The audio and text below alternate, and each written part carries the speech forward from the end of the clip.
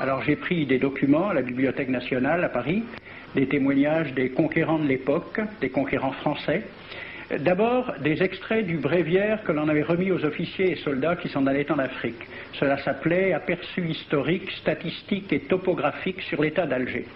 Voici quelques-uns de ces extraits. Ces contrées sont des terres vacantes, abandonnées aux mauvaises herbes par la paresse et l'indolence des morts. Les femmes du pays sont livrées par la paresse des Arabes, qui passent toute leur vie à fumer, à la turpitude de mœurs extrêmement relâchées. Elles n'ont pas de religion.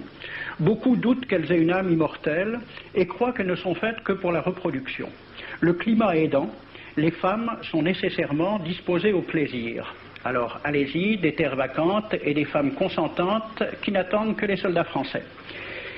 Et puis, à côté, j'ai vu d'autres documents qui marquent l'étonnement des officiers français qui débarquaient en Afrique. C'est Campagne d'Afrique en 1830 par un officier du corps expéditionnaire. Cette terre, qu'on avait présentée comme sauvage et inhabitée, est couverte de jolies maisons de campagne entourées de jardins. Toutes sont bâties sur des hauteurs dont les mouvements onduleux contrastent tout à fait avec l'aridité des côtes de Provence.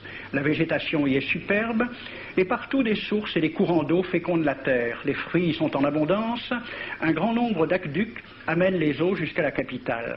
Et le maréchal Bugeaud lui-même.